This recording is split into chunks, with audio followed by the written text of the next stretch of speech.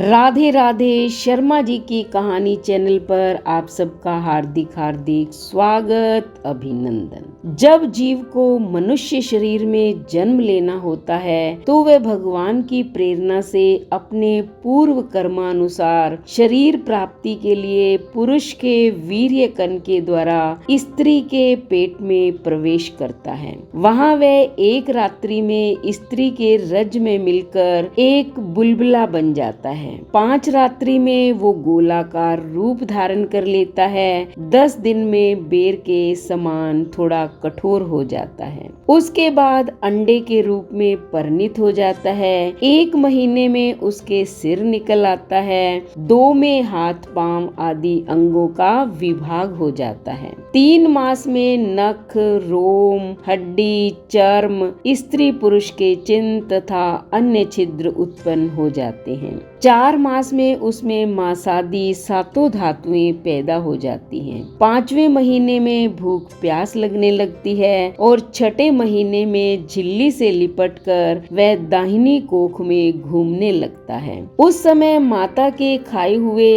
अंजल आदि से उसके सब धातुओं की पुष्टि होने लगती है और वह कीड़े आदि जंतुओं के उत्पत्ति स्थान उस जघन्य मल मूत्र के गड्ढे में पड़ा रहता है। वह सुकुमार तो होता ही है, इसलिए जब वहाँ के भूखे कीड़े उसके अंग प्रत्यंग को नोचते हैं तो अत्यंत क्लेश के कारण वह क्षण क्षण में अचेत हो जाता है। माता के खाए हुए कड़वे, तीखे, गरम, नमकीन, रूखे और खट्टे आदि पदार्थों का स्पर्श होने से उसके सारे शरीर में पीड़ा होने लगती है। माता के गर्भाशय में झिल्ली से लिपटा हुआ वह जीव बाहर से माता की आंतों से घिरा रहता है। उसका सिर पेट की ओर तथा पीठ और गर्दन कुंडलाकार मुड़े रहते हैं। इस प्रकार वह पिंजरे में बंद हुए पक्षी के समान सर्वथा पराधीन रहता है,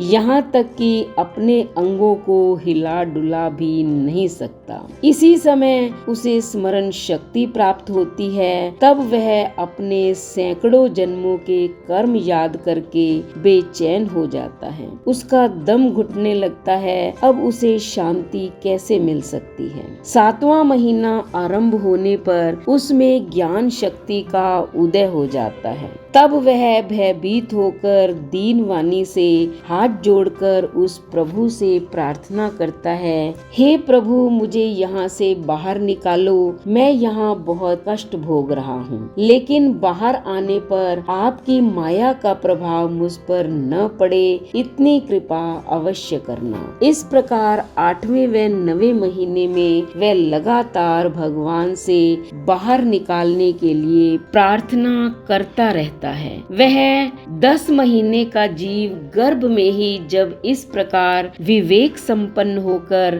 भगवान की स्तुति करता है तो उस अधोमुख बालक को प्रसव काल की वायु तत्काल बाहर आने के लिए ढकेलती है। उसके सहसा धकेलने से बाहर निकलने में उस बालक को बड़ा कष्ट होता है। उसका सिर नीचे की ओर रहता है, इसलिए वह तिलमिला उठता है। उसके श्वास की गति रुक जाती है और पूर्व स्मृति नष्ट हो जाती है। पृथ्वी पर माता के रुधिर और मूत्र में पड़ा हुआ वह बालक विष्ठा के कीड़े के समान छटपटाता है। उसका गर्भवास का सारा ज्ञान नष्ट हो जाता है। वह विपरीत गति को प्राप्त होकर रोने लगता है और फिर गर्भ अवस्था के अंदर जो उसने कष्ट सहन किए थे वह भूल जाता है, क्योंकि भगवान की माया उसे घेर लेती है। तो कैसी लगी आज की वीडियो? अगर वीडियो पसंद आए तो हमारे चैनल को सब्सक्राइब करें, लाइक और शेयर करें, कमेंट करें और बेल आइकन के बटन को दबाएं ताकि ऐसे ही ज्ञानवर्धक वीडियो का नोटिफिकेशन सबसे पहले